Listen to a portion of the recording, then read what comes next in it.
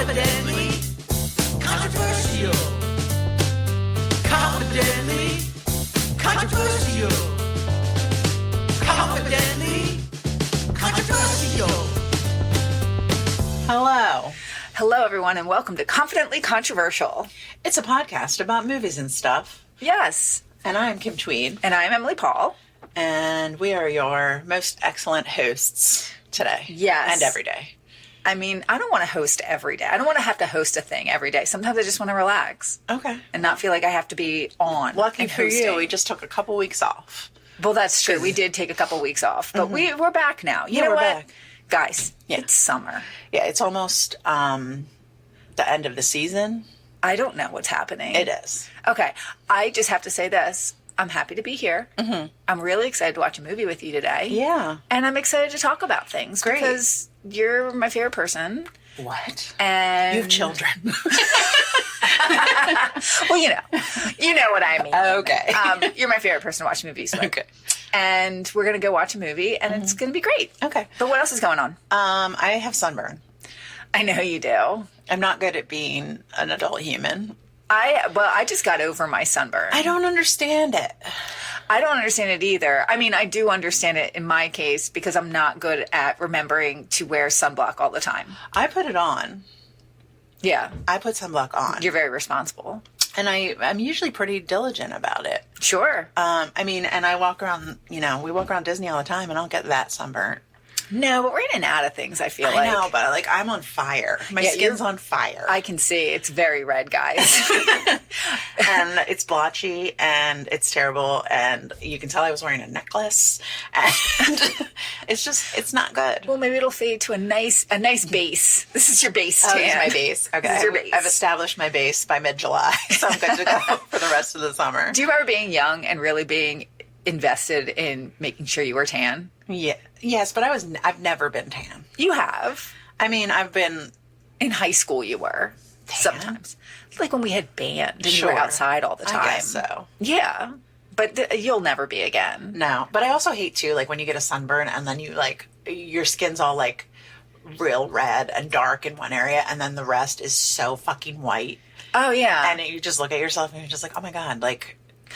it's terrible. Okay. I look like one of those paint strips at the mall. Uh-huh. Or not the mall, at At a the mall. Lowe's. Yeah, the mall, where you look at paint Sure, strips. uh-huh. At a Lowe's, where you get and it has the darkest, and it goes from darkest in that shade to the lightest. So that's how I am, because from running, I feel like the top part of my body is out in the sun, but I don't lay in the sun or anything. So my legs are not very tan at all. Right. But they do have enough tan on them so that because of running, I have a little shoe. It looks like I have a little booty on Right. all the time. It's just enough tan to not be a nice look. Not be a nice look, Yeah, so that yeah. when I wear heels and stuff for work, I'm just it looks like I'm wearing weird socks. Yeah. Yeah. So- I don't think I would, the color of my normal skin would be on any paint strip anywhere because no one would ever paint their walls that color. Oh, they would. Now that sounds like a challenge. We're going to Lowe's after this, and we're going to find the color of your skin. Do you have a very pale, almost translucent white with blue veins underneath? And maybe a little bit of freckling. Lots of moles. Oh, God. Yeah. Well, that's gross. Well, that's gross. Yeah, but on to better news. You saw Superman last night and you loved it. Guys, well, here's the thing. Recently, we did an episode on Batman, and that really made me nostalgic for the summer blockbuster. It did, yes. And I really wanted that experience. And so I looked over, what are the summer blockbusters this year? First one up, well, I guess F1 is maybe supposed to be a summer blockbuster, but I don't care about cars. No. I really... Or Brad Pitt. I don't care about either thing. I mean, Brad Pitt, I used to maybe care a little bit, but after hearing him speak recently, I'm going to go on record saying I fully don't care about him anymore. Yeah. No, not at all. Okay. But I really wanted a summer blockbuster, and lo and behold, here comes Superman. I loved it. Well, listen, guys, this whole week, she's been, pumped for it, really excited. I was worried that it was going to be a bad movie and that there was going to be a nervous breakdown. Kim, You and me both. Okay. you needed this movie to be good. I really did. And I was excited because my daughter was really excited to see it as well. And I thought, well, at the very least, me and my daughter will go out to the movies. And she really is my favorite person to watch a movie with. So, sorry, Kim. You're changing your tune right and left here. I need to stop making bold statements. Yeah, you do. Is what I need to do. But I was really excited to be able to go to the movies with her and to have a whole fun night. And I thought, well, and then I started to see, and I was really trying not to read anything about it, but starting Friday, I started to see more and more articles coming out about it. And it seemed to be like political. And I was like, all right, I don't want that. I just want to see a freaking movie, and I want it to be good. Yeah, but I feel like all week too, you were like reading like small things to keep yourself pumped. Yes. You know what I mean? Because I was reading about the new guys. Let's talk about new Superman. Whose real name I can't remember. Couldn't tell you. He lives by us. Yeah. He's basically our neighbor. He's basically our neighbor. He lives in Philadelphia. He's probably down here on vacation right now because everybody in Philadelphia comes here for vacation. Or not. But okay. No, he's definitely here. He's right here right now. Oh my gosh, he's so good in this movie. He's really handsome, and he's great. Good. He's really great. Oh, good. Everybody in the movie was great. You know, James Gunn did a great job directing. And the person you love is in it. Yes, Nicholas Hoult, who I do love. And he was a very good Lex Luthor. Very evil. Very evil. Very evil. And very bald. Okay. Yes. Well, good. And I've seen he's blonde right now. You like that? I like him when he's better, when he's himself and just normal. But, you know, whatever way he wants to be. Whatever way. I support him because he's wonderful. But it really, I highly recommend everyone go out and see Superman. Okay. Yeah. One thing I wanted to ask you about, since we're talking about hot Supermen and stuff like that, I saw that Harper's Bazaar, did you see this? They made a list of like the 50 hottest men of all time. No, I didn't see this. See it? No, tell me about it. Okay, so people have been commenting on it here and there. I initially saw it because someone was telling Pedro Pascal that he made the list, obviously. Sure. And then so I did some more research, and I think it's very interesting and I think slightly controversial, and I'm guessing that's why they put it out this way. But do you want to know who the number one is? Yes. Can you make any kind of guess? All time. Well, I can see it on your screen. Oh. Why are you looking at my screen? Well, because it's right there. Well, okay, it's James Dean. Right? Don't act like you guessed. I mean, I'm looking at a picture of him right now. I disagree. I disagree too. I mean, he's of all time. Yeah, he's very handsome. But I mean, I don't know. Also, we have a thing in America where we like romanticize people who died young. We do. We have a problem. And a big problem. Is it just America or do other people do that too? Probably everybody. But I mean, I really think that we lean into it. Well, you know why? Why? Because you don't see them get old and dumb. Old and dumb? You know what I mean? Like, not old and dumb, but as you get older, I feel, you know, you don't get to see that happen. Like, the aforementioned Brad Pitt. Here's what I think you don't see. You don't see them fail. Yes. You've never seen them do a flop movie. You've never seen them do shit. You've never seen them release a terrible album. Sure. You've only seen them in their peak. Sure. So your assumption is that they were always going to be peak. Yes. And that's just not possible. Right. So we have like romanticized like Janis Joplin and Jimi Hendrix and Kurt Cobain and all these drug addicts. And we're just like, oh my God, they were so amazing for this like small blip. What might they have done? And it might have been nothing. Right. It could have been they could have disappeared. Like most actors who have like a big high. You have like one-hit wonders. Yeah. There's a lot of them out there. Anyway, James Dean, no thank you. Okay, who's number two? I'm not going to look. All right, number two. Number two is Keanu Reeves. No. Who? It's a rapper. A rapper? Yes. Also dead. A dead rapper? Tupac? Yes. I mean, you can like Tupac's music, but is he that good looking? He's very good looking. But I don't think so. Two. Is he as good looking as like? I don't know. This is controversial. Okay. This is like one girl sitting here making a list, or one gay man making a list. Number three, I kind of agree with. Lenny Kravitz is hotter than Tupac and James Dean. Yes. That man keeps it tight. Oh my God. Yeah. Talk about staying power. Although is this, yeah, I don't know. Well, and then, okay, number 4 is Pedro Pascal. Okay. I mean, he's hot, but I mean, is he hottest of all time Top men? 10. Right. I just don't think so. I don't even know who Charles Melton is. No, I don't know who that is The either. himbo with hidden depth. We haven't even gotten to a Hemsworth, Kim. This I know. list is bunk. It should be Hemsworths at the top. Right. It should just say Hemsworth. Hemsworth family. Marlon Brando. No, come Gross.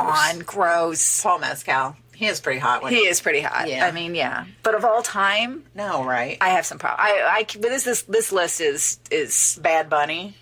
no. Come on, come Aaron on. Taylor Johnson. I don't even know who you I are. know that's sir. the one who married the old lady, Oh, wow. Yeah, and I yeah, think yeah. about him a lot because I feel I do. I Like, it could happen for me. No, no, not in that way. I think of it in the way of have you ever read about what happened with him? Like his whole story? No. And he's still married to her. Yeah, yeah, and they I know he have is. kids and everything else. Right. But he was like a child actor, and then she was his director. And it's very Yeah, she groomy, and it's very Oh, I don't like it's very not good. But Okay. he speaks out about it. And he's like, no, people just can't accept that I really was mature and I really was this. And it's like, dude, I don't know. And I just feel, I don't know. I always feel like I get that these age gap things happen. It just doesn't feel right to Okay. me. Okay. Well, anyway, that's the stank. Okay, there you go. And yeah, so I don't know. I felt like you needed to know about it. I do. And I'm going to think about how bad that list is now. Yeah, it's pretty bad. Yeah. All right, but on to good things. Would you like to know what the movie is? Oh this my week? gosh, I really do. Okay. So you really can't look at my screen right now because I have to tell you about my movie. Okay. And I gotta be honest, I picked this movie at like 5 o'clock this morning. Oh no. Sometimes that's great. Yeah, sometimes. You just gotta stick and move. And also, you just got to be in a mood to watch something, I think, sometimes. And I really haven't been in the mood to do much of anything this week. Okay. So I think that it was just kind of like, I kept thinking about it, and all these things kept coming up as a possibility, as they do. And I was like, you know what? Fuck it. This is the movie I'm doing. It's available. Is that the only criteria? And I think it's delightful. I like this movie a lot. Are you excited to watch it today? I'm excited to watch it today. Okay, yes, good. yes. I like this movie. I think it's good. I think that it's solid. I think it'll probably hold up. Have I seen this movie? Most definitely. Okay. Yeah. Good. It came out in 1988. Okay. It's a comedy movie, but they also list it like comedy/crime movie. Okay. What are you? Do you have a guess already? Yes. What? Naked Gun? No. Oh. Well, because I'm excited because they're making a new version You're of that. excited about that? I'm not. I personally am not excited because I did not like the Naked No. Gun movie. But you know who does? Who? My husband. But Randy was excited too. They should go together. Oh, I want to go with him because I want to see my husband like chuckle Right. at the throughout a dumbest movie. Jokes I ever. know. I can't wait Yeah. for it. I feel like that's such like boy toilet humor. My husband, when I told him that they remade it with Liam Neeson, and I showed him the trailer, the delight. It made me happy that he was so happy about this movie. But anyway, so Okay. it's a comedy/crime. Yeah. Okay. Police Academy? No. Okay, sorry. I'll stop. Okay. It's directed by Frank Oz. Okay. And we know Frank Oz, obviously. He's a multi-talented director. Yes. Puppeteer. Sure. He famously voiced Miss Piggy and Fozzie Bear and Yoda. Yes. But as a director, he directed a lot of comedy hits, including Little Shop of Horrors. Love that What movie. About Bob? Love it. Bowfinger. Love that. He also, but this movie was his first live action movie. Okay. Previous to that, he'd done like The Dark Crystal. Yeah. And Little Shop of Horrors. But so this is his first live action movie without any puppets in it. Okay. They were like, leave the puppets at home, Frank. Right. They're not coming to this one. It was first released in LA on December 5th, 1988, and was later released on December 14th by Orion Pictures. Okay. Okay. That means nothing to me, but I keep know. going. Okay. The writers, it's actually based on a 1964 film Okay. called Bedtime Story Okay. that features Marlon Brando and David Niven. Niven. Yes, but I had no idea that this was a movie taken from something else. However, the original writers, who are Paul Henning and Stanley Shapiro, are also credited as writers on this film, as well as Dale Launer, and he wrote movies like Ruthless People and My Cousin Vinny. Okay. The other two had other successes, including like Stanley Shapiro. He was famous for working on a lot of the Doris Day movies. Okay. And Paul Henning created the Beverly Hillbillies. Oh, wow. But where would we be without that? I know, exactly. So originally this movie was brought to the theaters as a possible vehicle for Mick Jagger and David Bowie to star in together. Oh, I love it. I love it. The screenplay was written for them and had them in mind. They were suggesting a remake of this bedtime story movie. They acquired the rights, and they sent off the screenplay to Bowie and Jagger, but they had to drop out of the movie because they did a movie with Martin Scorsese. Okay. I don't know. I mean, okay. But according to David Bowie, they were, quote, a bit tweezed that they lost out on a script that could have been reasonably good. Okay. I'd be a bit tweezed about that as well. Tweezed about a lot of things. Sure. Eddie Murphy was also considered for the role, for one of the lead roles, and John Cleese as well. He declined, but he later admitted that he regretted not being in it. Oh. And I really feel like John Cleese, could have been really good in it? Could have been amazing in it. Okay. But at the same time, it really works with... Can I ask you a question? Yes, of Are course. the people who eventually took these roles famous? Yes. Okay. They're both still very famous. Oh. I'm excited. Okay. Richard Dreyfuss was also considered for the role, but he was eventually they chose the main person. Okay. To over. I have no idea what this movie is. Okay, so I'll tell you who is cast in it first. You want to know who's Sure. in it, or do you want to know how much it made at the box office? Tell me how much it made first. Okay, so the budget for it was $11 million. And it grossed over $42 million in the United States alone. Yay! The film was a commercial success and became a popular home video title, further boosting its legacy. Rotten Tomatoes, it still has 89%. Did you see this in the movies, or did you see it at home? No, I saw it at home, and I probably didn't... I remember it at the time. I remember when it came out, because it's funny to me. The movie's funny to you? The concept, the premise, and the...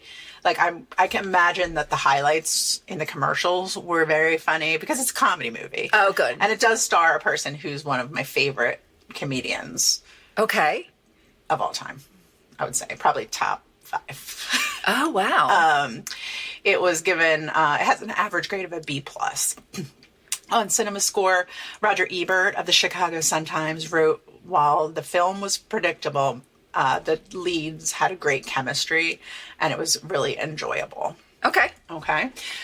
So the stars of this movie are Michael Caine. Okay. Oh, is this Dirty Rotten Scoundrels? Yes. Yay! Steve Martin. Yes, it did have a great commercial. Yeah. I remember the commercial very much. Okay. And was it about them? Was it with them pushing people off of the... they were walking along and had to keep moving out of the way of people? There was that, but then I also remember the commercial. Doesn't Steve Martin play Rupert? Yes. Which is really a highlight. Yeah. I mean, that's the best part of the whole movie. Yeah. Apparently my husband watched this movie a lot because when I told him this morning, he was like, you must keep the cork on the fork. Or something. I don't know this movie enough to quote it or anything. I honestly think I didn't like it that much when I was a kid. Yeah. Have you watched it recently? I haven't. And I know people love it. And I probably will really like it. Huge Steve Martin fan when I was younger. Mm-hmm. Loved, I'm going to guess The Three Amigos came out before this. It did. Yes. So loved, The Three Amigos was top tier movie in my house. We watched it over and over and over again. Sure. So I feel like this wasn't Three Amigos, and that's probably why I didn't like it. Okay, got it. Yeah. There aren't too many facts about it. It was filmed in the French Riviera, which adds, some elegance to the movie. It's very elegant. It is very elegant. There's a lot of improvised moments, as you can imagine. Steve Martin, he improvised a lot of the funniest bits, including the Rupert scene. And they say, it's funny, they call him Rupert the Monkey Boy.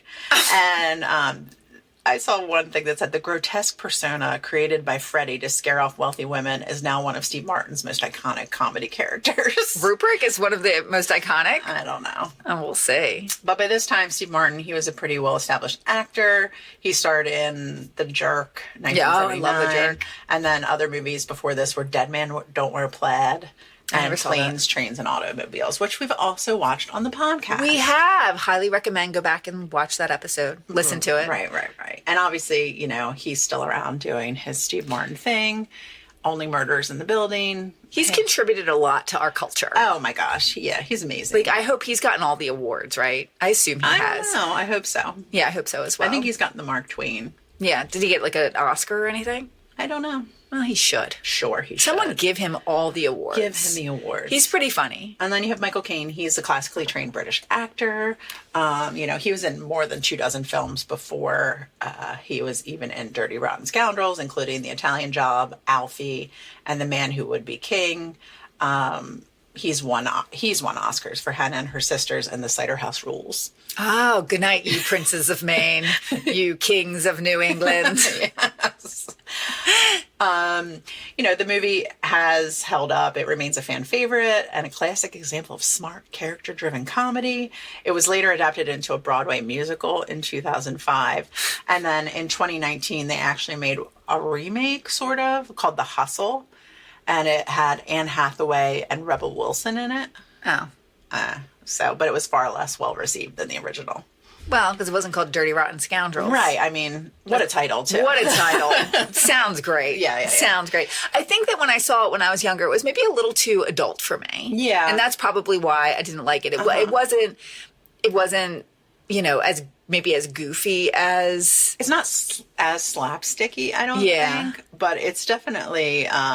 I think it's definitely funny, and I've seen it in more recent years. I mean, it's been a while now since I've seen it, but I think it holds up, and I think it's pretty funny. Well, you know what? What? We're going to be the judge of that Sounds today. Good. Are you ready to watch? I'm excited to watch it because I feel like it's kind of like I'm watching it for the first time. I'm kind of surprised this isn't a bigger movie in your house. It feels like it would be to me. You would think. I think we wanted it to be, but I think we were. I don't know. Maybe we'll see what my brother and sister say about it when they hear this episode. They might think Eddie differently. Likes this movie. I think Eddie likes this movie a lot. That's what you think? I think. All right. Well, Eddie, I'll have to tell you. Okay. All right. Let's go listen to it.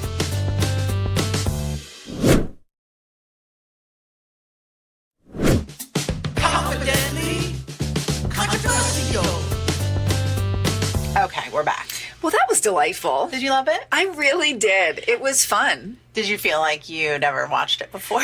I knew what was going to happen in it. I knew the general story of it, but I never really sat there and watched it. Yeah. And I loved it. It was good, right? I think that when I tried to watch it when I was younger, I wasn't old enough to understand it. Yeah, you have to get the grift. You have to get the grift and also the humor that Steve Martin had. It's very funny. It's just very funny. It's completely inappropriate and totally funny. It's very inappropriate. I mean, but I loved it, and I love Michael Caine in it. Yeah, and I feel like they're a perfect pair too for this. Like it's very well cast, and they never did anything else together again. I don't think so. No, I mean they're a very odd couple. In this, right, but I think that's the idea. It is the idea. It also made me want to go to the French Riviera. Seriously, like let's go there. Yeah, what's the place called? Beaumont. Beaumont-sur-Mer. Yes, Beaumont-sur-Mer. Mer means water, I think. Sir, does that mean bye? I don't know. I don't speak French. I don't know. Well, let's talk about it. Yeah. Do you want me to give an overview of the movie? All right, guys. So, it all starts out. You got Michael Caine, and he's just running lots of different schemes. Mm-hmm. But he's elevated. He's very fancy. He's pulled together. He's clearly got this down pat. Yeah, and he's very successful at it. So he has a little mustache. Yes. And he slicks his hair back and he wears a nice suit. And what he does is go after very rich ladies. But you see that he's he's got a lot of people who are in on the grift. Like the head of the local police force is in on it. And he's got all kinds of connections. And he looks into their backstory so that he knows that they're rich assholes.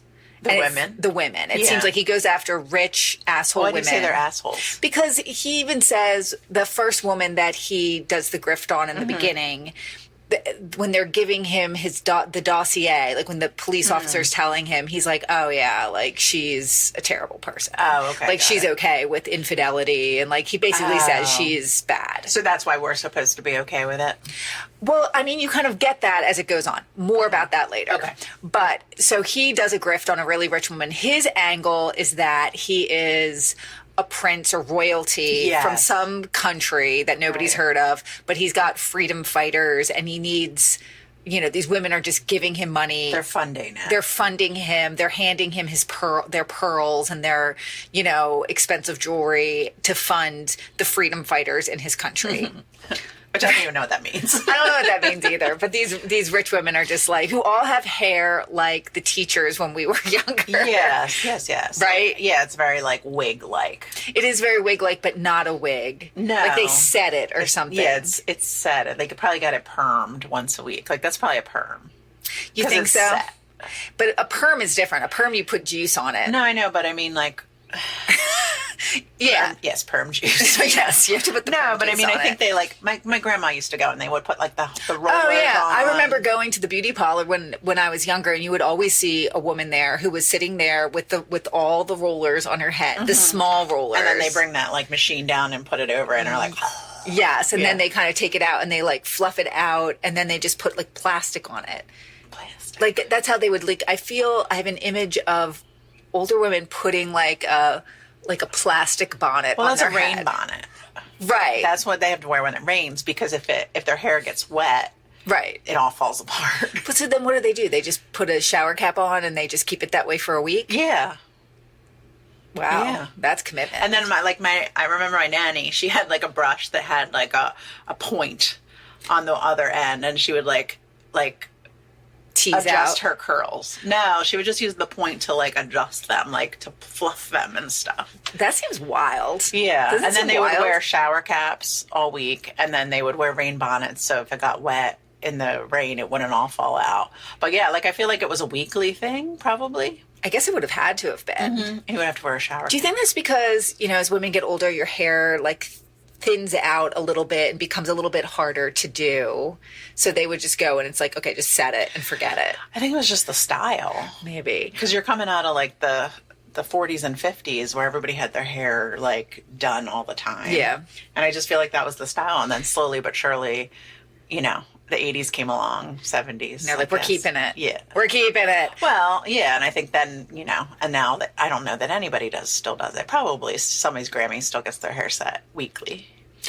But I mean, somebody's Grammy is not that much. I know. I'm talking about they're like well, Gen Z or Gen X people are somebody's like Grammys. Grammy who's still alive that's our age. Right. Well, so anyway, so he goes after these rich women and that's his grift. But then when he's on the train leaving one of these things, he runs into Steve Martin, who is very American and is wearing like just dressed so American of that time. He's uncouth and he's kind of a two-bit.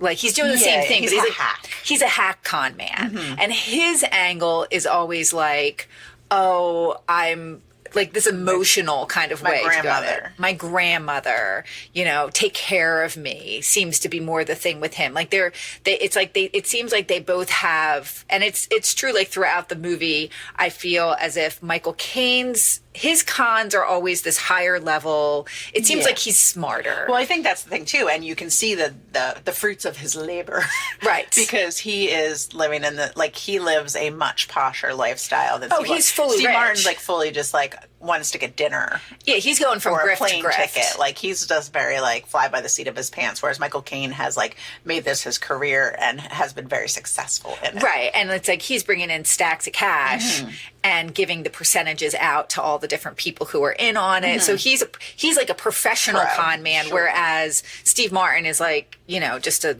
grifter. And they call him a confidence man. Yeah, that's what a con man is. That's what that con's short for. Well, you've heard it here, people. The light bulb just went off in Kim's head. I saw it happen. Listen, I'm very sunburnt. I hurt all over the place. Yeah, that's what it is. It's a confidence scheme. It's because you have to believe in the person. You have to, that's what it's about. It's about you have confidence. Confidence. You build confidence, and then they have confidence in you, but and they give you money. A con is A confidence. Is it? Well, that's what it's short for. Okay. So many things. He conned me out of it. He made me believe. No, I know. He confidenced me out of it. Well, I it's guess because so. He built my confidence, and I believed him, and therefore I gave him my money. Yeah, and he was very confident about what he was saying. So much confidence. So much confidence. Oh But my yeah, God. that's what it is. Guys, con, short for confidence. Well, we're all learning it. Yes. So he runs into Steve Martin and finds out that Steve Martin, and he's kind of like looking down his nose at him. He overhears him scheming this woman out of lunch. And Michael Caine is kind of like, oh, this guy's gross. I would never. Yeah. That's not how I operate. Yeah, I'm Their noble. paths cross again. Their paths cross again in like one of the train cars. And basically Michael Caine just kind of cons him and makes it like, well, I have a wife and family that live in this He doesn't area. tell him what he's doing. Steve Martin kind of is like explaining, like mansplaining to him, like, oh, hey, this is how I do it. It's pretty great. They're the weaker sex. So I Right. like to take on the weaker sex. And it's about time they started paying for stuff and everything Right. like that. And Michael Caine is just like, yeah, okay. Okay. Like, And he says, well, where are you going? And Steve Martin's like, well, I'm going to Beaumont Del Mar, or whatever it's called. Sur Mer, because I heard that that's where there's a lot of rich women there who summer there. So that's where I'm going to go. And Michael Caine, who lives there and knows that, this is why he's Yeah. like, oh no, you're wrong. I'm a Yeah. family man, and it's just retirees. Like, he just don't wants to get go. rid of him. He's just trying to get rid of him. So he like sets up a thing and sends him on to Portofino. Right. And thinks that he's gotten rid of him. But he is not. He is not. Nope. Because next thing you know, he turns around and there's Steve Martin, working some sort of angle. What's the angle that he works when he first runs into him again? Because he runs into them at the casino, right? Oh no, he was with that lady in the car. It was his grandmom again. Oh yeah, Yeah, it's yeah. always like a pity thing. Like Right, that right. Steve Martin's angle is always like, oh, take pity on me. Whereas I feel like Michael Caine's angle is more believe in me. Yeah, and I think that Michael Caine, all of the women feel like they're doing good by helping him. by Right. giving him It's this more like money. philanthropy So with him. they feel great about the fact that they've done this like nice charitable thing too. Right. And again, Michael Caine doesn't care about whatever. Yeah. So then Steve Martin kind of sees, oh, this guy really has game. And he's like, will you teach me? And Michael Caine's like, okay, I'll take you under my wing and you can learn, whatever. So it's almost like a Pygmalion, My Fair Lady type thing for a while, where he's, putting stuff in Gel. gel in Steve Martin's hair. He gets him a suit and he teaches him how to like stand and pour champagne and things like that. Like he elevates him. It's a very funny montage. It is a funny montage. Steve Martin is just so funny. Oh my God. Yeah. Like his physical comedy so good. is so good. Yeah. And so, but then they get to the con, and even though Steve Martin's gone through all of this work to like Be fancy. the first con that they do together is when he's Ruprecht. Yes. So do you want to explain who Rupert is? Ruprecht is the little brother, apparently, of this really wealthy guy, and he basically is like, look, I don't go anywhere without my brother. And he's still doing the Prince thing. Yeah, he's still doing the prince thing. So he's like, he's the little prince. And all the women are like, oh, what do you mean? Like, whatever. And then they have to go and meet him. And Rupert basically lives like off property In a cage. Because there's something wrong with him. And What's wrong with him, Kim? I don't know. He's mentally challenged. They call him special. They call him special. It's clearly some mix of something or another. Right. I think they kind of use him the idea is that it allows Michael Caine to get as close as possible with these women so that they give him money for his whatever he needs, but then it helps him to get rid of the women. Because otherwise, like, he's promising these women to marry, that he's going to marry them and all this other stuff. But then this allows the women then make the decision that, oh no, I can't be married to you because I can't have this other prince coming along. Right. And he like has to use a fork with a cork on the end so he doesn't poke his eyeball out. And he bangs on pots and pans, and he's an aggressive hugger. And he's got a lot of... And he pees at the dinner table, which is the funniest thing ever. Right. And we both... Okay, guys. Kim and I acknowledge that there's just a lot to unpack here. Yeah. And it's probably way messed up. It probably is. It definitely is. It definitely is.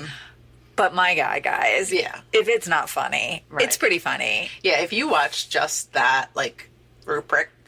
This is what Confidently Controversial is all about. I mean, Confidently Controversial, the idea is that they didn't care in these movies. They weren't like, oh, well, we're going to offend someone. We can't possibly, offend anyone with the way that we're portraying this character. They're like, no, fuck you. Right. We're doing it. Like, no, he's special, and Rubric is going to be Rubric. Yeah. And Steve Martin was like, I got this. I'm going to be Rubric. Yes. And it's hysterical. And not mother.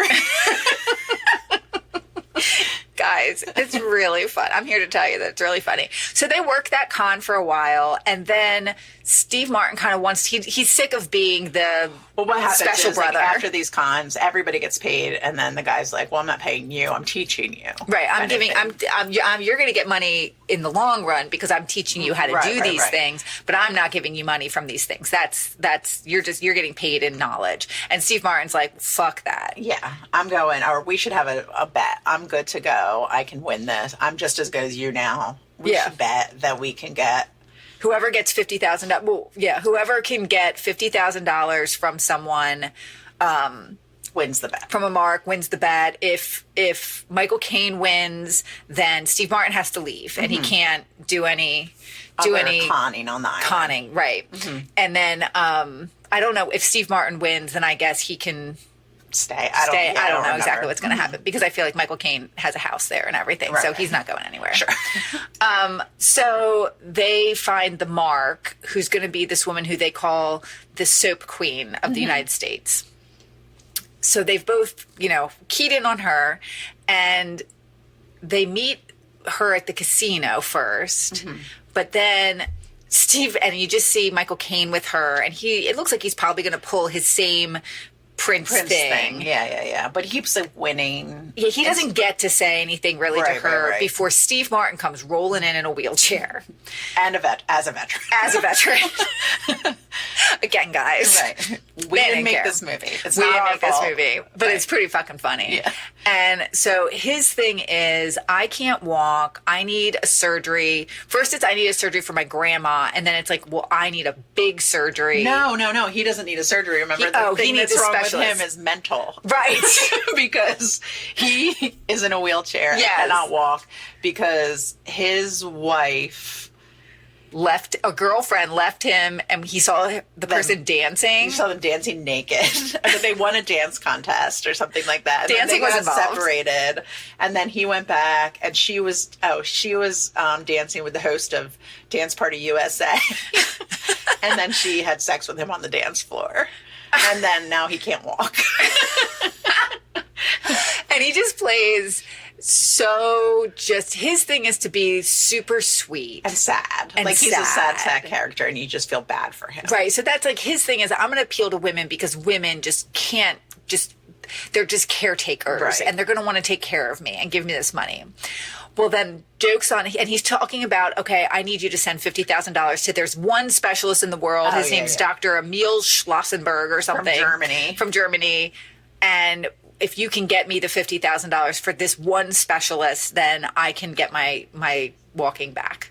So my walking back. But then joke's on him, because then Michael Caine like his people overhear all of this stuff. So then he says, well, I'm Dr. Emil. And they're like, oh, great. So then it goes through this thing of the three of them. So you have Steve Martin and Michael Caine and this woman, and they all come back to like the villa, and Michael Caine is going to like treat Steve Martin. But his treatment style is like tough love. So everything is like, just ignore him and be mean to him. And beat him on the legs with a stick. Oh my God. Well, that's the funniest thing. I was thinking about that. So when he first meets him, I think Michael Caine thinks he's going to get this over with quick by tickling his feet and hitting him in the legs. Yeah, because he says he's numb from the waist down. Like he can't feel anything from the waist down. So Michael Caine is like giving him the tickle. He's like, tickle, tickle, tickle.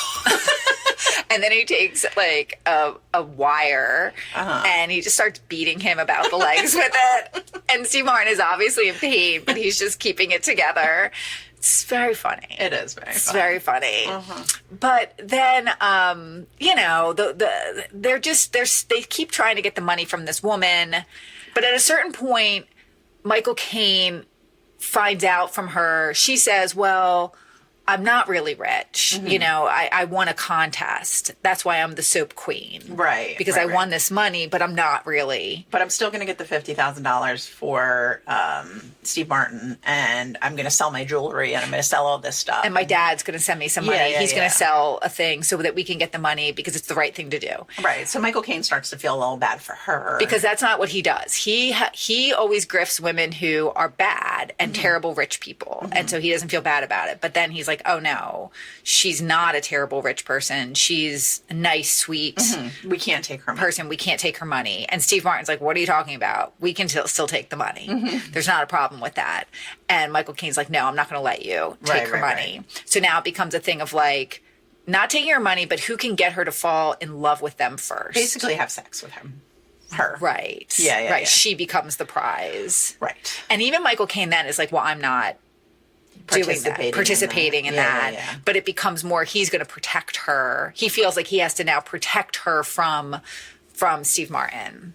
Yeah. So like, and that would still be the thing. So if Steve Martin got the prize, right, then he would get to stay or whatever. So now otherwise he can leave. Right. So now Michael Caine's thing is, I need to get her out of this country before Steve Martin does this. And you see, Steve Martin says he can walk again. They go through like all of this stuff. I mean, there's just so much that happens in this movie that, again, very funny throughout. And there's just so many like twists and turns, and it's a really good movie. Like you said before, it holds up. I mean, aside from I mean, that's what I was like, oh, I made a bold claim at the beginning. It holds up in the sense of the movie of concept. The concept of it, which is why I would be interested to see the one you were talking about with Anne Hathaway, because I'm going to guess that they don't pretend to be mentally special, right? in the new one, but they probably do something else. Yeah, I was just thinking similar, like, comparable. Oh, yeah, they can't. There's no way. No, there's no way. They think of something else, right? But yeah. And then so then they go back and forth a lot.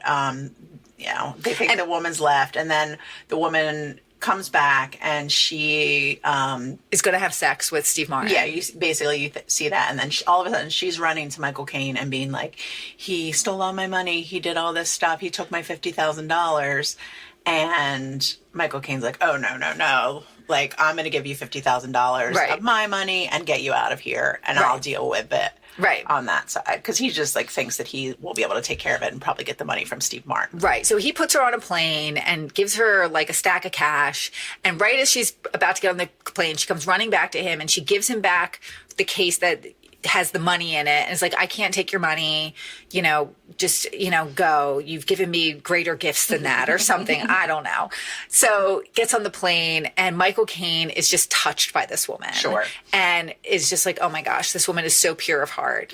And she gets in the plane is taxiing on the runway, and all of a sudden a cop car pulls up with Steve Martin, and he's like, where is she? you have to get her. Right. She stole my clothes. She stole all my clothes. She stole like, and Michael Caine's like, she's gone now. You can't hurt her. You better give me her money that you took. I just gave her money. You better give me the money back that you took from her. And Steve Martin's like, what are you talking about? She stole everything from me. She stole all of my stuff and basically says she was going to have, like, pretending like she was going to have sex with him. And then when he was in the bathroom, she stole everything and left. So then Michael Caine kind of realizes that, it was her, and he opens up the bag that he thought had the cash in it, but really it has Steve Martin's clothes in it and a letter that's from her that says, basically like, it was fun, boys. Thanks for the money. It was a good time. I'm keeping the money. So Michael Caine, like, Steve Martin is so mad about it, but Michael Caine, game sees game, man. He's intrigued. He's just like, I love her. Right, she's amazing. Yeah. She's amazing. And then, like, you cut to in the end, and it's like, she comes back, and it's like they're all going to go start a con together. Yeah, they're all going to start conning people together, which I feel like game sees game. Michael Caine's like, oh no, she's my level. Yeah. But Steve Martin still is terrible. Right. And he's always going to be like, and you kind of think you do, like, they like each other, right? Michael Caine and that girl. Oh yeah, they're going to fall in love. Yeah. Okay. Steve Martin's not. Like, he'll be there. No, he'll be there. He's but the also weakling. too, like, when she comes back, she's like set up this con with all these people, and she has like this big backstory for Michael Caine's character that he's from Australia, and he's like a hotel magnate or something like that. And then she's just like, when she gets to Steve Martin's character, she's just like, this is so and so. He's mute. Which is, so it's a really, really good movie, guys. I mean, aside from all the things, you kind of have to get over it. A couple of other things that I wanted to point out. The butler of Michael Caine in this movie is played by none other than Emperor Palpatine. Nobody knows what that means. Everybody knows what that means, Kim. Everybody knows what that means. Emperor Palpatine from Star Wars, which I thought was interesting because since Frank Oz directed it. Yeah. So that's probably that's probably the correct. Yeah. That's probably the thing there. I thought that was very good. The other thing that this made me think of, and this is not about this movie at all, was that just because I've been intrigued by this recently, scammer farms. Have I talked to you about that? How I listened to that podcast about it, and it's like, yeah, you did tell me about that. Well, that was like the human trafficking too. It's kind of human trafficking. Okay. It's like slavery. I got the chills. I know, because it's scary. And it's interesting because I've started to get texts from people who are like, I get a text and it'll just be from a number that I don't know, and it'll just be like, hey, like, what's going on, or how are you, or something. And then I write back and I'm like, who is this? Why do you write back? Because it doesn't seem, because I've listened to this thing. So I'm like, ooh, could this be someone scamming me? And I'm like, so like someone will scam me and be like this one person wrote me and just said, hey, everything is okay. Like, is everything okay? And I wrote back and said, who is this? And I got this picture of this person, which is obviously like some AI like person. Girl or not a little girl. It's like a 20-year-old woman. And it looks like she's at the beach or something. And she's put, as I thought, you don't remember my number. I'm Sandy. Sandy. That's Sandy. And I wrote back, are you in a scammer farm? Are you okay? Because I'm going to engage. God. I'm engaging. Oh, Jesus. And she wrote back, she's like, what are you talking about me? It's not Aaliyah's number? Oh. And I wrote, nope. Hope you're all good. Best of luck scamming people. And she wrote, I'm really sorry. I thought that's Aaliyah's number. I apologize for bothering you. And I said, no worries. Be safe. Oh, geez. And then somebody else wrote, so I keep getting these. Oh, my God. And somebody else wrote, hello. And I wrote, hello. And they said, are you Kelly, the yoga instructor? I'm Bella. And I just said, nope. So, oh, my goodness. I'm getting scammed. That's crazy. I know. Why? Like, how did your number get on the list? Because you watched that documentary. No, I think they just probably just buy numbers by lists or whatever. But it's intriguing. You don't think you're going to piss them off? What are they going to do? I don't know, but like one time I remember someone, because I technically went to grad school in West Virginia, but I've never been to West Virginia. I went online. Okay. And got my master's degree from a school online in West Virginia. And around that time, I got calls a lot. And it was like, you're wanted for arrest in West Virginia. And stuff like that. I was like, well, I've never been to West Virginia. I would engage. And then I remember one time the guy was like, fuck you, lady. Like, he got real mad. And I got scared. And I was like, now I'm not. I mean, I feel like it's, I don't know. Okay. Yeah. Okay. We'll see what happens. But I feel it's terrible. The Well, scams, yeah, the scamming. schemes. I mean, I feel like this type of scamming It's delightful. from the movie is delightful scamming. It's not hurting me. No one's ever going to scam me like that. I mean, but they're going to scam me bad. You don't think? It's going to not be delightful. Michael Caine won't be there. Steve Martin won't be there. No. I won't be in the Riviera. No. Yeah, it's scary, all the things that can happen. Oh my gosh. Every single thing is a scam. I know. Everything. I know. Let's not think about it too much. Now I'm sad. Okay. Yeah. All right. My thought about this movie was watching Steve Martin in this movie. He's definitely supposed to be, like, they refer to him as the boy. They refer to him as the young one. They refer to him as, like, the young prince. Young prince. And he's fully, like, I mean, as Steve Martin has always been. Gray-haired old man. Fully gray. Right. He's been old since the 70s. You know what I mean? Well, he went gray young, and he just kind of embraced it. But I also think that, too, like, if Jennifer Lawrence goes in for a movie and she has blonde hair, they say, well, the person in this movie, we want them to have red hair or brown hair. Right. And They this dye look, and so they dye it and they make her look like the Right. what they want the character to be. Right. Never has Steve Martin. Not never. Not never? My Blue Heaven. Oh, right. But that was dyed, that was comically dyed. It was comical. Like, it was supposed to be funny that his hair was He's that supposed to be dark. like a gangster. Yeah. Yeah. And, like, using, like, just for men. You know what I mean? Yes. Like, really, Yes. like... So, I wonder if there was ever a conversation where they're like, well, if we could... Let's dye his hair brown. Let's dye his hair black. Let's make his hair darker so he looks like a different person. So he doesn't look like Steve Martin. Wow. Wow. Wow. Yeah, I guess they could. I mean, it happened, like, Michael Caine's hair's not slicked back. They slicked it. Well, I thought that was interesting, too, that at the certain part they do slick Steve Martin's hair back. But like I said before, he has a wig. He's famously has... I don't want to know about it. I love him. I love his luxurious white hair. I've loved it since I was small. And I don't want to think that it's not a wig. It can't be. Okay. It's not.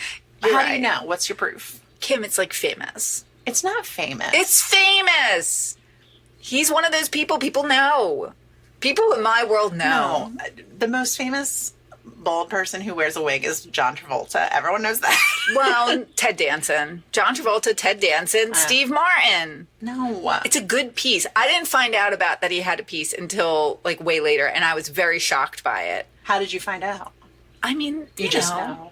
Yes, I just know. I But forget. it doesn't look like one. No, well, that's the thing. It's very good. But how is it that good? No one's Because had that good of a piece. For because that you know long. why? Why? Because he said instead of being like so many people do now, where they try and make it look young and they dye their hair and they get the hair transplants and they do all the stuff, he's just like, I'm going to make it, I'm not going to be like I'm, 20 years old. I'm going to make it like I'm older, but I'm just going to cover it up with a wig. So I feel like because of that, he's basically, it's felt like he's the same age, like forever. Yeah. Even and though nobody ever jokes about it or anything. Like, Why you would would you? think Martin Short would be all over that. Well, because I feel like you don't mock someone who's like, you can mock someone who's really trying. Although I do think that men in Hollywood, it's like that's their thing. What? That I feel sad about is that the men feel like, the women all inject stuff into their faces and everything. And I feel like the men are doing all these crazy things with their men hair. do too. I know. And also, I think, let's not even get into the whole Zac Efron thing. Oh, God. That poor sweet baby boy. Emily got so mad at me the other night. She accused me of all sorts of things. Wait, what?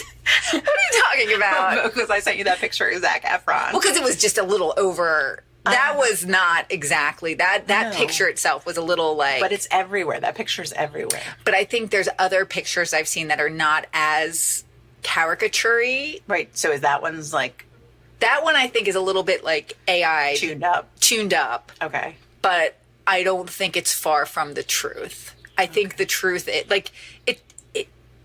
for those of you who don't know, Zac Efron, cutie forever, And then he says that he broke his jaw and that's what started it, which I feel like is PR bullshit. Yeah.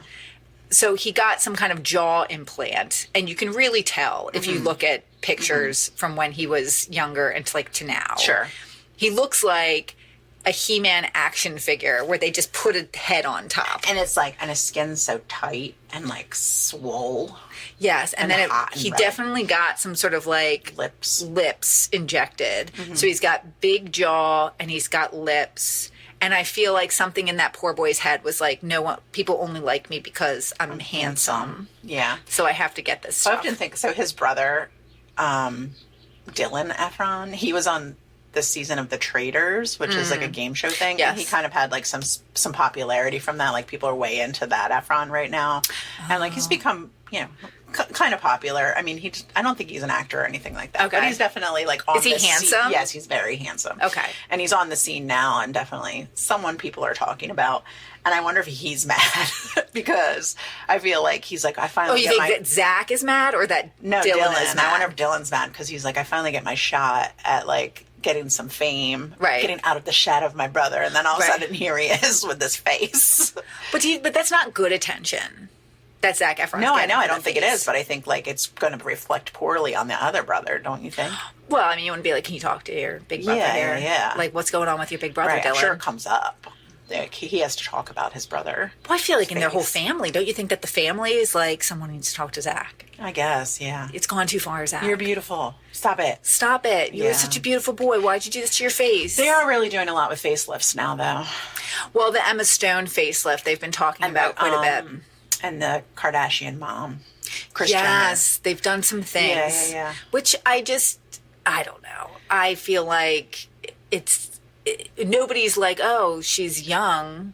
It's all going to fall apart. Something crazy's. And it's a certain point. I mean, is she going to be 80 years old with that face? Yeah. Things fall apart. It's scientific. Yeah, it's true. But anyway, this movie, guys, highly recommend. Definitely watch it. Good job, Frank Oz. Yeah. This one's good job, Chips O'Toole. good job, Chips O'Toole. It's a good one. Yeah. Okay, you want to hear how it connects to Kurt Russell? I really do. Okay. So, Steve Martin has never been in a movie with Kurt Russell. Okay. Just so you know. However, Steve Martin was in The Three Amigos with Martin Short.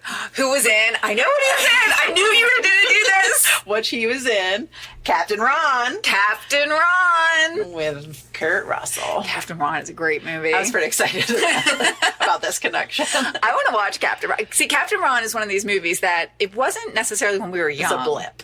It was a blip, but it was a weird blip. Oh, super weird. Like King Ralph. Do you remember the King Ralph movie? I just thought of King Ralph Really? yesterday because we were watching one of those baseball movies from the 90s, the one where the little boy becomes the head of a baseball team.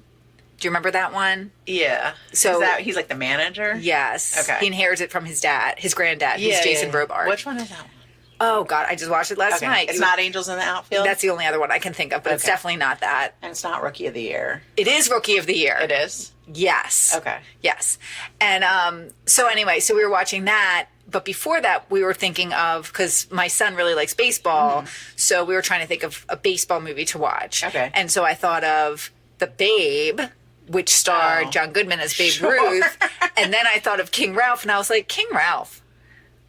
What a weird movie. Yeah. Yeah. Spotted Dick. I remember that was the big joke from that movie. Have you ever had Spotted Dick? No. It's good. It's like raisin bread. Yeah, I know. Yeah, it's like raisin Yeah, cake. but I remember it was like a big joke. Well, of course. Right. Yeah, it's real. It's obvious It humor. was very there. funny to middle schoolers, and I believe I was in the middle school age at that time. And just thought Spotted Dick was Yeah, so funny. Yeah, but I feel like Captain Ron and King Ralph are brothers. I feel like I'm thinking of a couple people who I know loved the movie Captain Ron. Yeah. Like loved the movie Captain Ron. Yeah. Okay. Okay. All right. Well, what do you have to tell the people? Because I'm not allowed to do the ending thing because I always mess it up. You really don't Just understand do it. the ending of this. Okay, this is what I want to tell people. Listen, if you are pulling a con, which stands for Confidence. confidence, Guys. Confidence. I'm going to need you to, you're not going to be successful unless you can be confident. So if you're pulling a con, do it right Okay. and be confident. It does have confidence in the name. It does have confidence in the name. However, don't be controversial and actually do a con and steal somebody's money. And maybe if you do, skip the military veteran part, skip the handicap part, skip the mental illness part. It's not mental illness. Well, you know, Yeah. it's mental It's something. challenge. Let's stop right there. Okay. Thank you for listening to us talk uncomfortably about things for the last hour or so. We love you. We appreciate you. We hope that you visit our website and all of the things. And Just buy some merch. yes, you should. You should. Okay. Thank you guys. We'll see you soon. Bye. I love you. Controversial.